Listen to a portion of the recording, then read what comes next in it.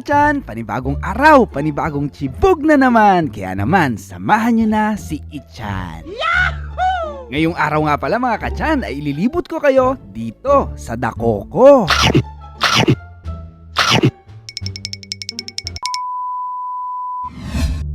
Binabagtas nga pala namin ngayon mga kachan ang kahabaan ng Pantabangan. At dahil alas 12 na, dito na kami manananghalian. Kaya naman sa lahat ng mga biyahero, kung lutong bahay ang hanap mo, nandito na yan sa Dakoko.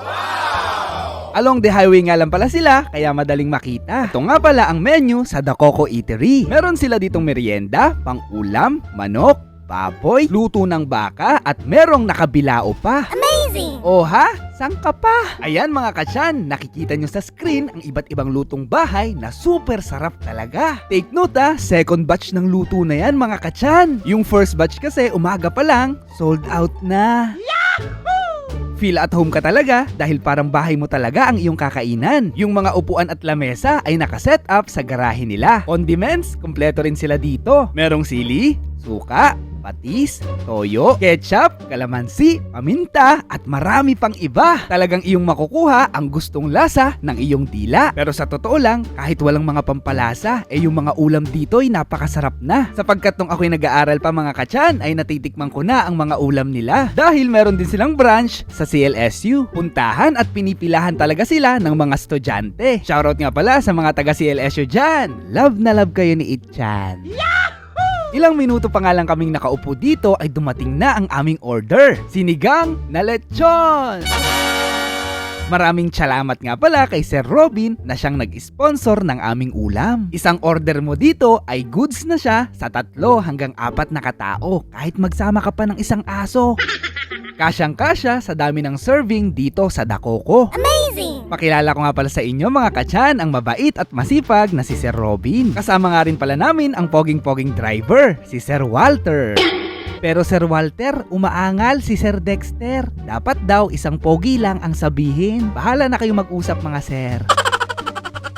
At siguradong busog-lusog ka rin dahil marami ang serving ng kanilang kanin. Ibinahog ko na nga rin pala mga kachan sa kanin ang sabaw ng sinigang na lechon. Sakto, ang sarap higupin nito, lalong-lalo na medyo makulimlim yung panahon. Wow! Delicious! Eto, sili, pampagana. At sabi ng iba, pampaangas. Pero konti-konti lang lalo na sa may mga almoranas.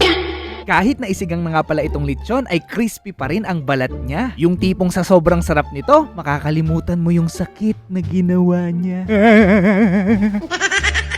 Ganitong klase nga pala ng taba ng baboy ang gusto ko, yung hindi mamantika. Ito yung tipo na malagkit at malasa sa dila. Super chalap at recommended ko talaga dito mga kachan. Sa mga taga Muñoz, San Jose, Pantabangan at sa iba't ibang bayan dito sa Nueva Ecija ay huwag yung papalampasin na bisitahin ang pinakamalapit na Dakoko dyan sa inyo. Dahil kapag natikman mo ang pagkain nila, sure ako na ito ang kukumpleto ng araw mo. Yahoo! At dahil naparami ng kain, magtanggal muna tayo ng mga tinga sa ngipin. Dahil nasa bundok, medyo mahina nga ang signal dito. Pero don't worry, meron namang wifi na tig-pipiso. Amazing! At dahil tapos na kami kumain, balik na naman kami sa delivery. Salamat nga pala sa masarap na pagkain at magandang serbisyo, Dakoko Eatery. Yahoo!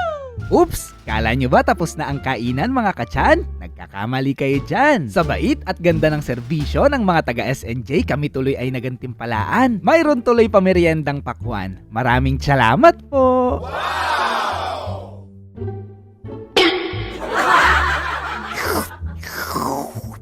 Ang tamis! Sana all sweet! Trivia, alam nyo ba mga kachan na ang watermelon ay lasang pakwan? O, kay Ichan nyo lang nalaman yan. O siya, ako'y magpapaalam muna. Maraming salamat nga pala sa pagsama sa akin at sa panonood mga kachan. At sana ngayong araw ay nabusog kayo ni Ichan.